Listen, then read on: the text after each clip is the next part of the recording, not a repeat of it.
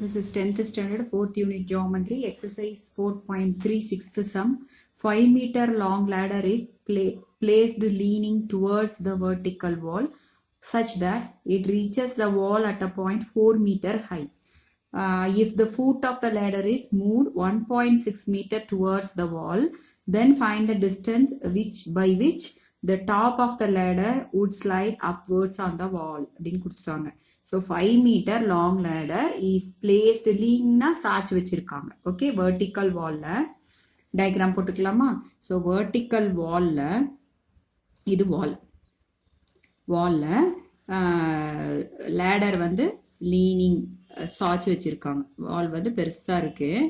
So ladder வந்து சாய்ச்சி வச்சுருக்காங்க. கரெக்டாக லேடரோட லென்த் வந்து இப்போ 5 மீட்டர் வால் 5 மீட்டர் வால் லாங் லேடர். இது லேடர் உங்களுக்கு டிஃப்ரென்ஸ் தெரியறதுக்கு நான் லேடர் வந்து லேடர் மாதிரி போட்டிருக்கேன். இது வால், இது லேடர்.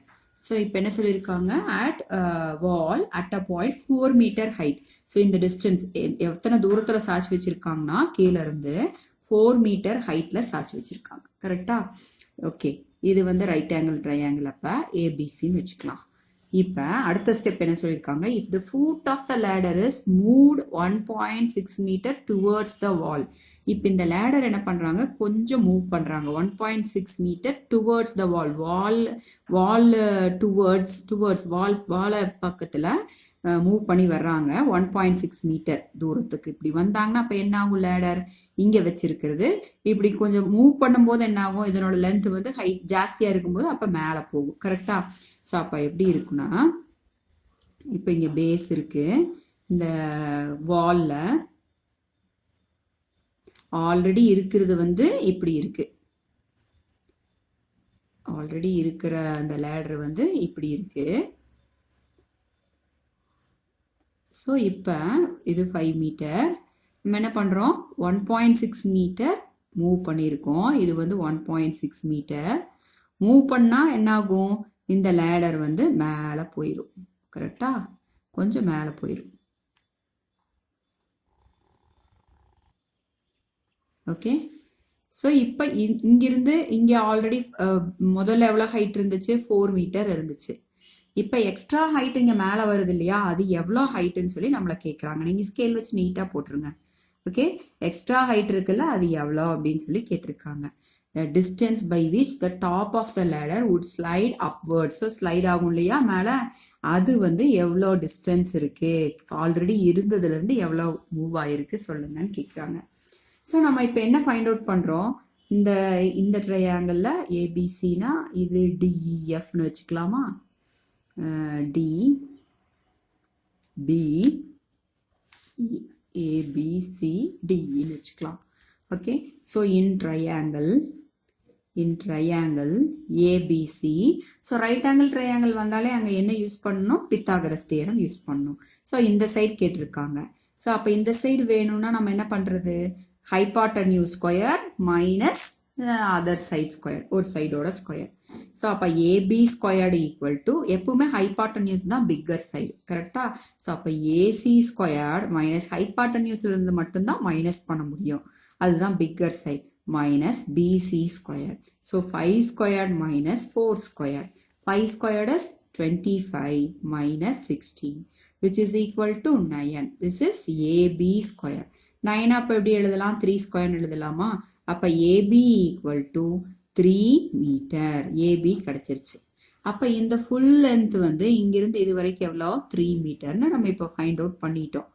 ஓகே, ஸோ அப்போ அதில் 1.6 போயிடுச்சுன்னா அப்போ பேலன்ஸ் இருக்கிறது இங்கிருந்து இது வரைக்கும் இருக்கிறது எவ்வளோ வரும், டிஇ எவ்வளோ வரும், 3ல் 1.6 சப்ட்ராக்ட் பண்ணிடுங்க 3.0ல். இப்போ இது 2 ஆயிரும், இது 10 ஆயிரும். அப்போ 1.4 வருமா? அப்போ இந்த டிஸ்டன்ஸ் வந்து 1.4. இது எதை யூஸ் பண்ணி ஃபைண்ட் அவுட் பண்ணோம், இதை ஃபைண்ட் அவுட் பண்ணிவிட்டு அப்புறம் இதை ஃபைண்ட் அவுட் பண்ணியிருக்கோம். ஓகே, ஸோ அப்போ இன் ட்ரையாங்கிள் இப்போ எந்த ட்ரையாங்கிள் எடுத்துக்கிறோம், டிபிஇ ட்ரையாங்கிள் எடுத்துக்கிறோம். டிபிஇ எந்த சைடு வேணும், இப்போ இந்த சைடு தான் வேணும். கரெக்டா? ஸோ இந்த சைடு ஆல்ரெடி லேடரோடது வந்து 5 மீட்டர் நமக்கு தெரியும். ஸோ அப்போ 5 squared equal to hypotenuse squared equal to db squared plus be squared.